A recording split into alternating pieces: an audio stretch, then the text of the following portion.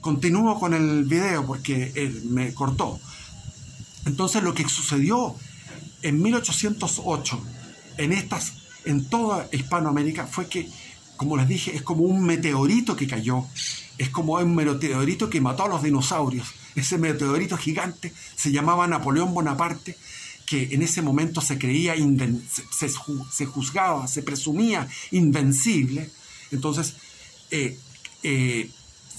se sintió en un momento que se percibió por las noticias objetivas que demoraban un mes en llegar acá desde la península. Estaba el Consejo de Sevilla, que ese consejo, ese cabildo que se había hecho en Sevilla era como que nosotros vamos a seguir mandando, nosotros los peninsulares, o sea, los españoles, vamos a seguir mandando a todo el imperio, en vista que el rey no está. Pero nosotros nos considerábamos los criollos, yo no, porque mi antepasado,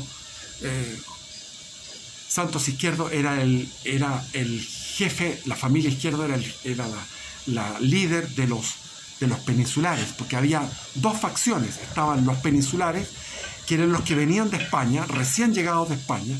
En este caso, mi tatarabuelo, Santos Izquierdo, era un peninsular y no aceptaba que los criollos gobernaran. Y sin embargo, los criollos eran los que tenían el poder de sus haciendas, de sus negocios, y tenían el poder económico. Por lo tanto, había un divorcio entre la administración que venía de España a través de peninsulares, a través de españoles, y los criollos que tenían sangre española. En casi el 90% de su sangre era española, salvo un 10%, por decir algo, que venía de sangre indígena, o a veces más, porque durante el siglo XVII había una escasez de mujeres españolas, siglo XVI y XVII. Los españoles en el siglo XVI que habían en Chile eran 10.000, y con 10.000 se hizo todo lo que se hizo: fundación de ciudades, lucha, guerra increíble, y después ya en el siglo XVII llegaron más españoles, pero las españolas eran muy pocas, entonces hubo mucho mestizaje. Pero por eso venía la obsesión de esta clase criolla de los árboles genealógicos. Entonces ellos, y comprar los títulos de nobleza. Por eso el conde de la Conquista había hecho muchas. El Mateo de Toro y Zambrano, el primer gobernador que era criollo, había comprado sus títulos por plata.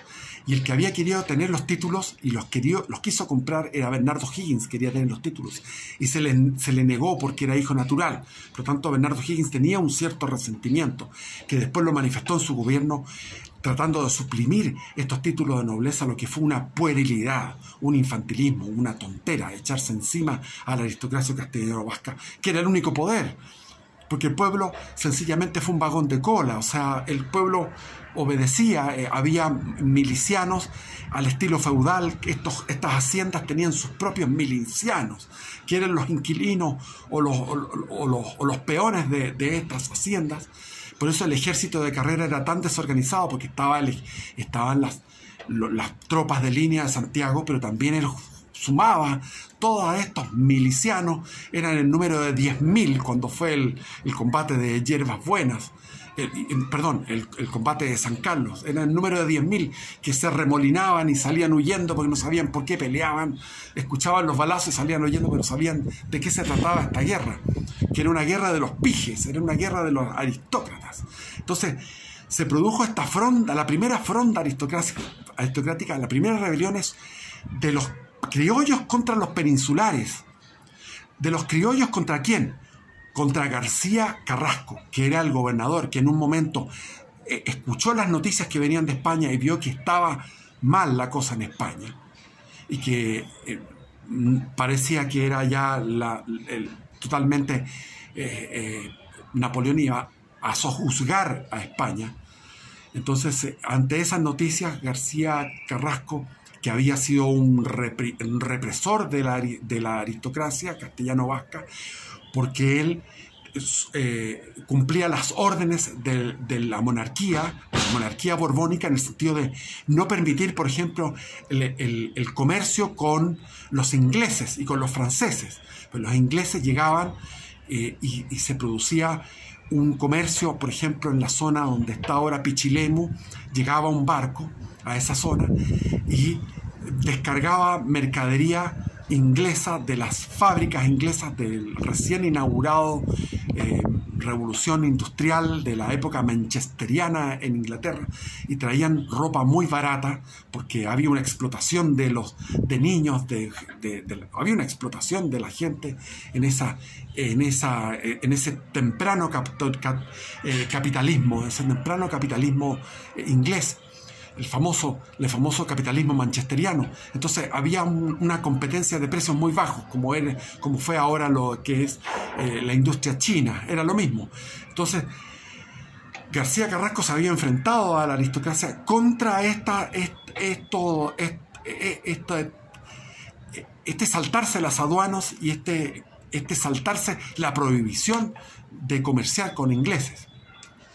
Y era muy arrogante. Entonces, en contrario a lo que al mito, a la leyenda de que las clases aristocráticas chilenas estaban imbuidas solamente el mayorazgo Rojas tenía en su casa una biblioteca donde podía leerse el contrato social de Rousseau, o obras de Voltaire, o de Montesquieu, o de D'Alembert, o obras de, qué sé yo, eso era contados. Estamos hablando de esos tres jacobinos o girondinos, esos tres ilustrados, que fueron los que este gobernador los envió prisioneros. ¿Quién es el que los llevaba? El papá de Manuel Bulnes, se llamaba Manuel Bulnes, que era un oficial, un capitán de Concepción, de la frontera. Él lo llevó a Valparaíso para llevar los prisioneros a estos tres. Y eso fue lo que desató la rebelión popular, los aristócratas llevando a toda esa clase media incipiente, que eran totalmente serviles a los aristócratas, y al pueblo, al populacho, para destituir. Eso fue en junio del año 2000, del año 1810, destituir a García Carrasco. Y García Carrasco mostró esa arrogancia, y todos decían, él es un Robespierre, para que vean cómo tenía la gente todos los criollos decían, la Revolución Francesa fue un asco, fue un horror.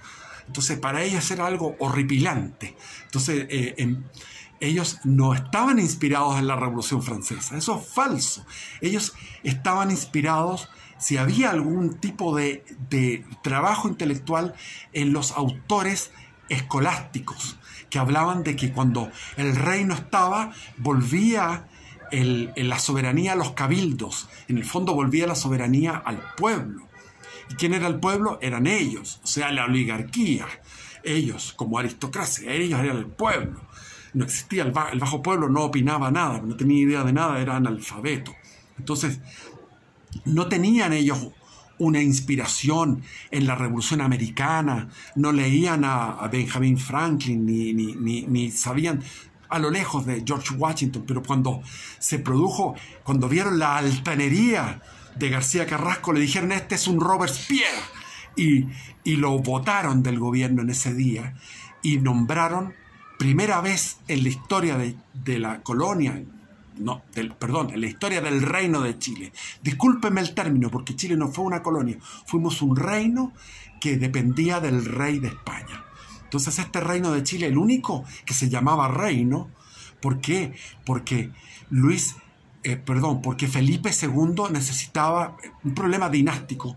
Una de sus hijas tenía que tener, y se nombró a Chile como reino, porque tenía que entregársele a uno de los hijos de Felipe II. Entonces, de ahí viene el nombre de que Chile fue el único que fue reino. Los otros eran capitanía. Fuimos también capitanía general, pero éramos también reino. No fuimos nunca colonia. Estábamos en pie, en igualdad con respecto a lo que era Navarra, con respecto a lo que era Andalucía, con respecto a lo que era a Extremadura, con respecto a lo que era Valencia, lo que era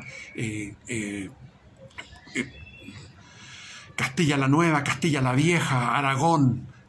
¿Me entienden? Entonces éramos lo mismo, estábamos en el mismo pie de igualdad.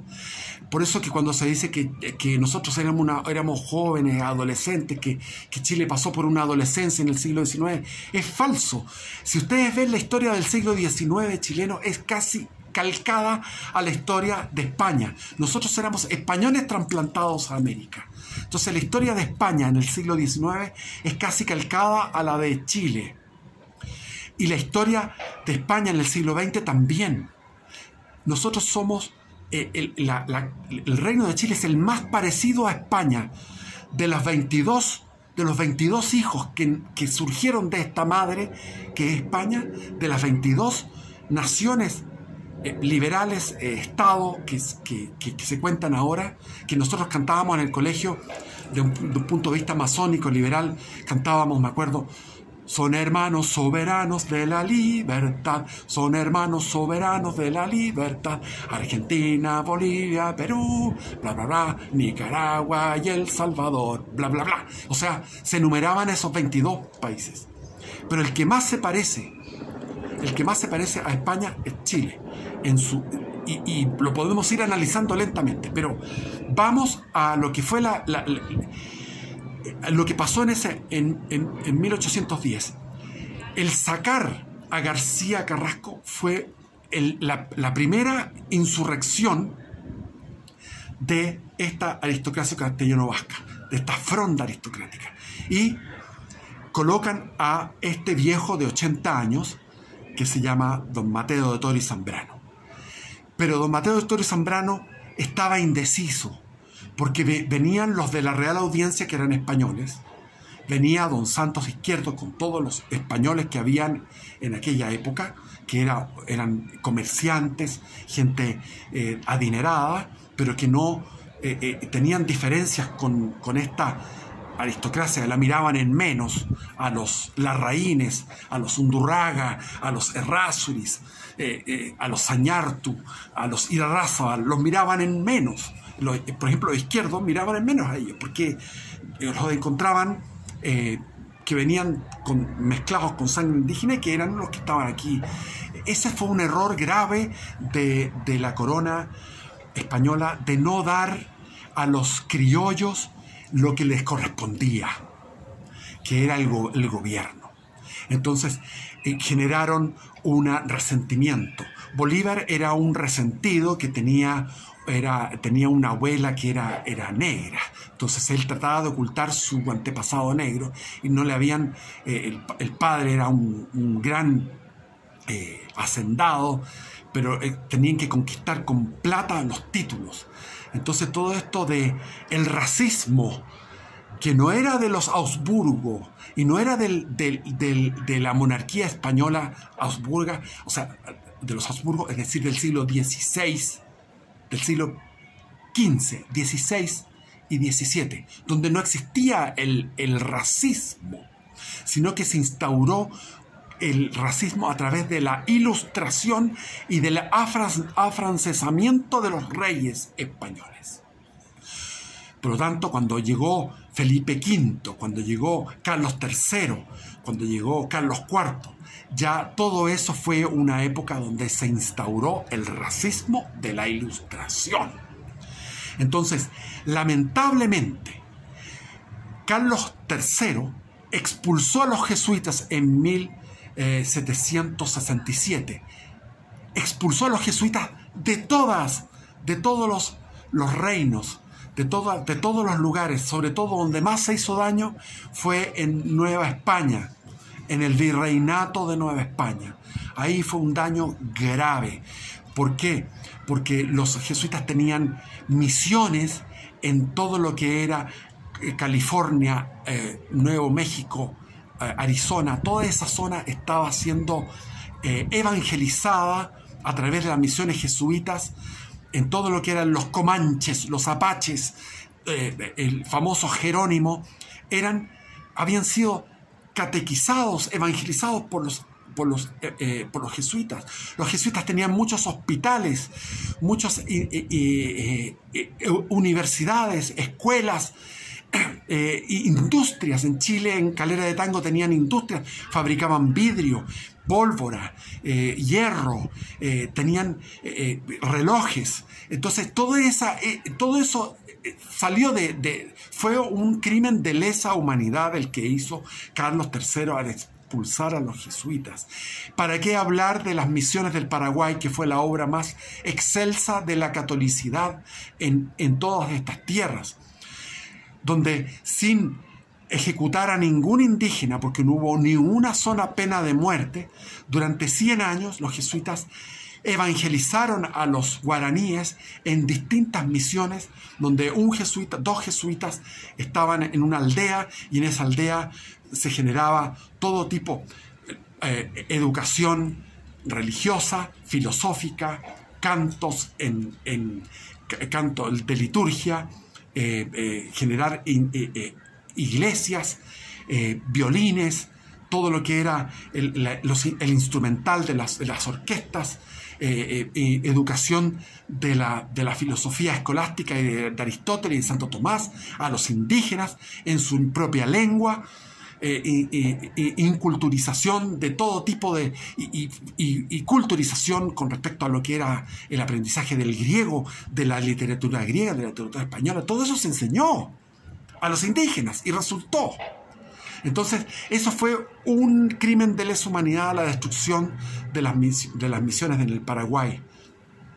En lo que ahora es Paraguay, lo que es Misiones en Argentina, que se lo tomó Argentina cuando fue la guerra de la Triple Alianza, se anexó Misiones, se anexó Formosa, Argentina, y también en el Gran Chaco, en toda esa zona de donde está la catarata del Iguazú, toda esa zona era misión de los jesuitas.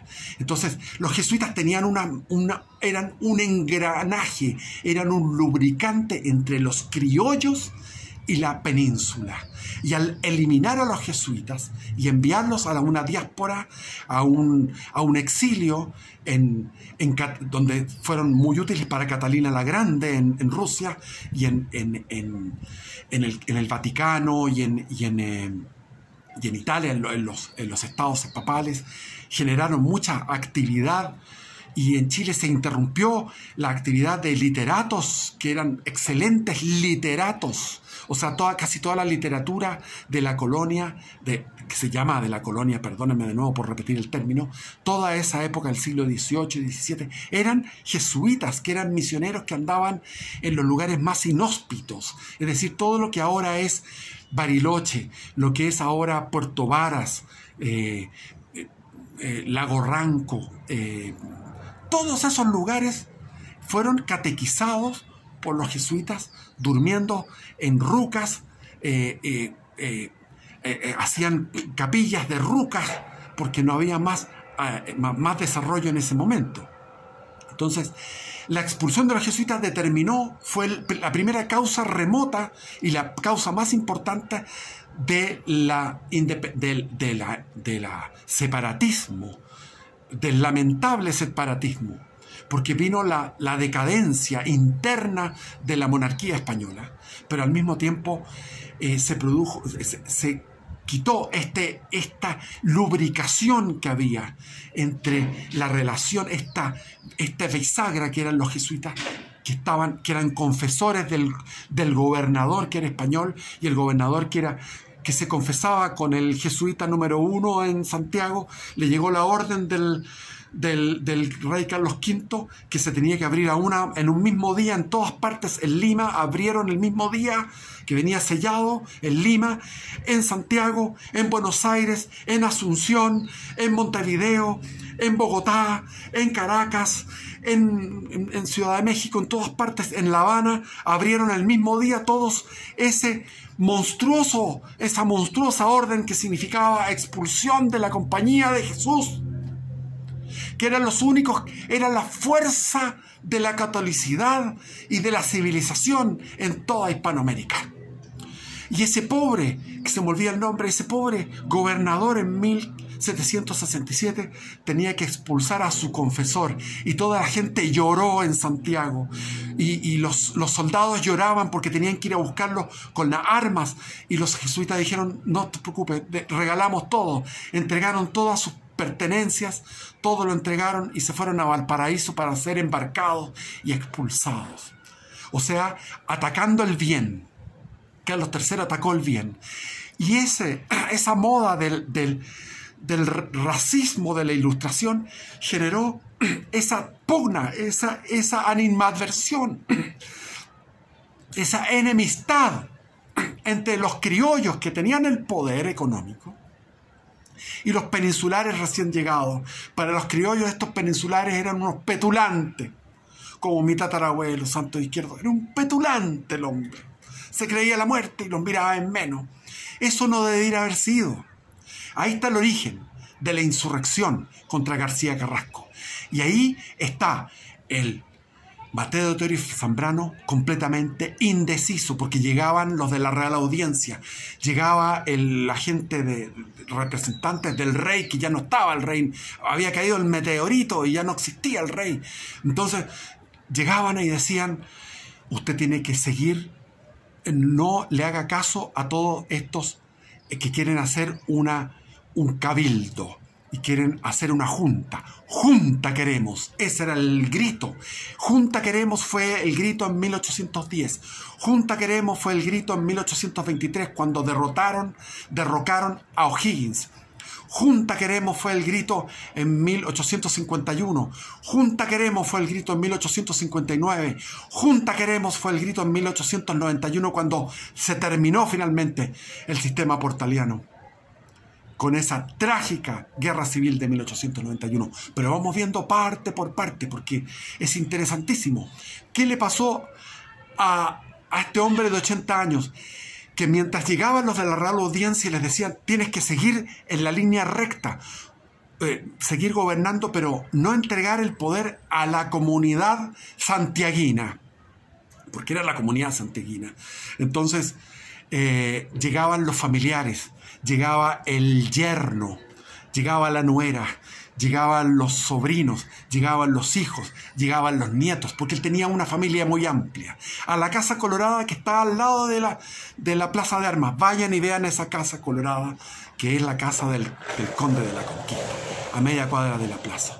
Y el Conde de la Conquista, en un momento determinado, porque le hablaban y llegaban los realistas y se ponían con una orquesta a tocar la canción real y a discursiar frente a esa Casa Colorada, ahí al frente discursiando, diciendo, pero por dentro los parientes del Conde de la Conquista, que estaban todos emparentados con los Larraínes, con los Errázuriz, con los Irarrázaval, con los Lira, con los qué sé yo, con los Añarto, con los Echaurren. Esos llegaron y le dijeron: por favor, llama a una junta, o sea, a un cabildo. Y finalmente él firma y dice: vamos a un cabildo. ¿Quién ganó el gallito? La familia de Mateo de Toro y Zambrano. Y viene el cabildo del 18 de septiembre de 1810, donde se invita a 400 de los mejores vecinos de la ciudad de Santiago. Acuérdense, Santiago tenía 80.000 habitantes y había 500.000 habitantes en la provincia de Santiago, o sea, desde el Maule hasta el Choapa. Y viene este 18 de septiembre y invitan solamente a 14 del bando realista, a 14. Ahí se levanta Santos Izquierdo y lamentablemente era tartamudo y era sumamente arrogante y dijo: esto no,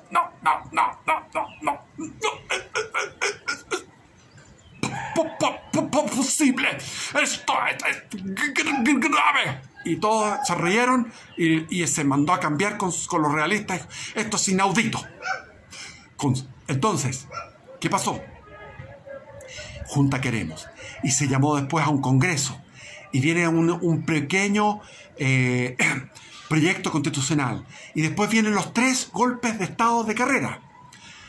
Llega Carrera era un funcionario del rey, era del ejército realista. Lo habían mandado a combatir a España porque él era como se le llamaba en aquellos tiempos, calaverada, ¿cómo se llamaba? Bueno, tenía un nombre. Era un tipo ingobernable. O sea, José Miguel había sido un tipo ingobernable, había tenido problemas con la justicia porque había matado a un indio de un pistoletazo, que habían ido a robar a su hacienda en el monte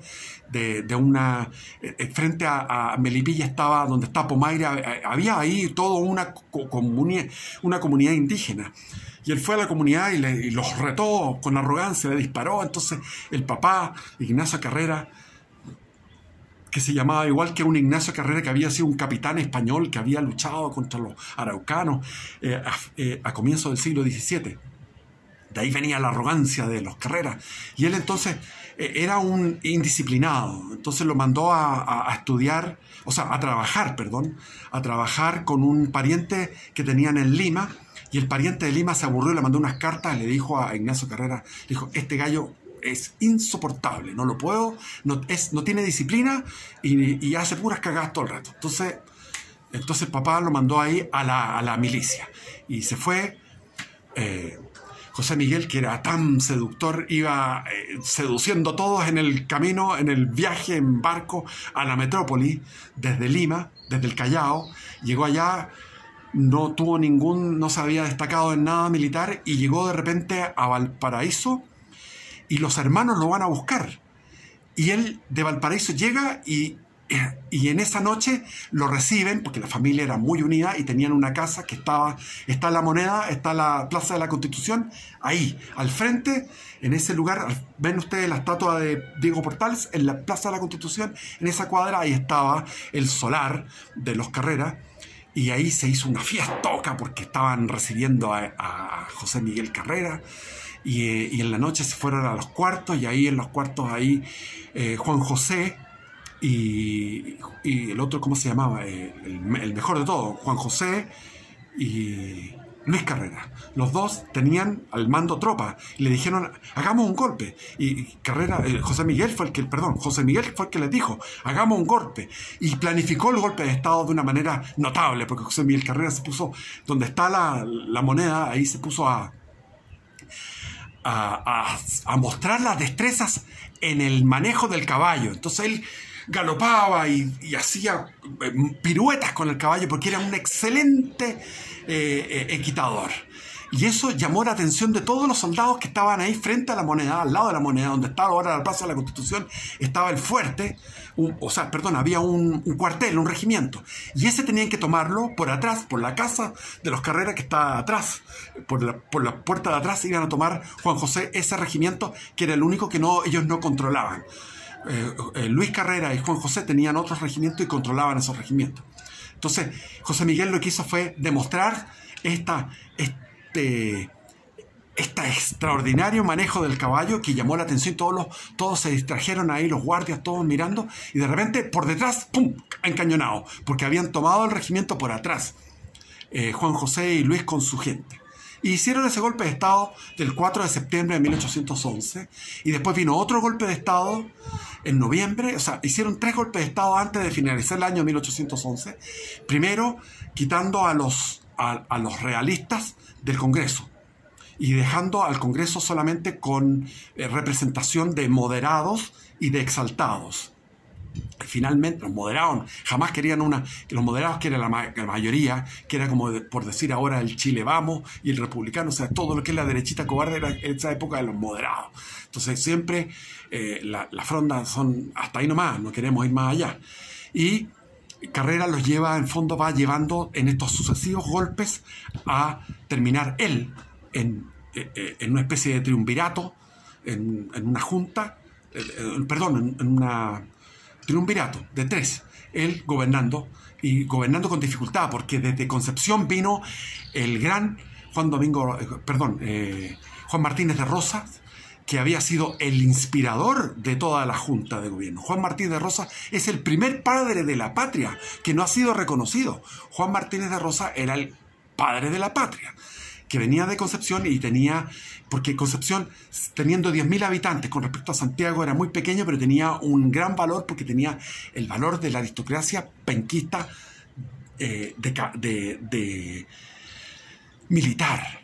Entonces ahí estaban los grandes generales. Entonces se rebela Concepción contra Santiago y se producen inmediatamente los diálogos en el Maule. A orillas del Maule se producía el diálogo entre Carrera y Juan Martínez de Rosa. Y Chile estaba dividido en dos. Juan Martínez de Rosa gobernando Concepción y Carrera gobernando Santiago, cuando el virrey Abascal se emputece y envía al almirante Pareja a organizar organizar regimientos. El regimiento de voluntarios de Castro con Chilotes, Ancud, y con esos dos regimientos llegan a Valdivia que se había plegado a la rebelión en un momento y había estado a favor de la emancipación por obediencia a Santiago. Cuando Carrera toma el poder, envía un representante y ellos pensaron de que Carrera iba por el rey. Entonces ellos se pliegan al rey y se pierde Valdivia. Uno de los efectos negativos de Carrera, entre muchos efectos negativos del golpe de Carrera, de los 3 golpes de Estado que dio en 3 meses antes de finalizar el 1811, fue precisamente que se perdió Valdivia para la patria, para la causa de estos exaltados, porque Valdivia pasó al rey pensando que Carrera... Porque Valdivia en el fondo lo que quería era estar con el rey. Y Valdivia tenía un regimiento de gente veterana que habían sido todos presos. Y como los presos disciplinados, el delincuente disciplinado es lo más aguerrido que hay, porque no le teme a nada. Un delincuente siempre es un tipo valiente que va a robar, que sé yo, va a asaltar, y ahí lo tenían disciplinado. Y el batallón de Valdivia se suma a esta expedición de Pareja y llegan a Talcahuano, toman Talcahuano fácilmente, declaran, Pareja hace un discurso en la playa ahí, de esa playa que está donde está, se me olvida el nombre, pero que hay un balneario donde está también, donde está la CAP, la siderurgia, donde está San Vicente. Y bueno, Borgoño, ¿cómo se llama?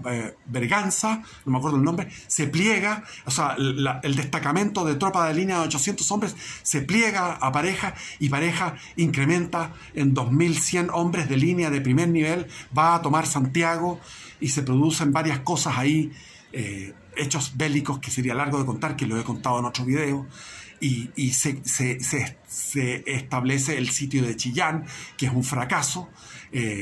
Carrera toma Concepción, pero en Concepción está aislado porque está Francisco Sánchez en Chillán con los franciscanos, que fueron los que sucedieron a los jesuitas en este colegio de los hijos de los caciques, donde había un fervor por el rey, y ahí los franciscanos fueron los que el alma espiritual de la resistencia realista, y se producen las guerrillas. Francisco Sánchez manda guerrilleros todo el rato y se produce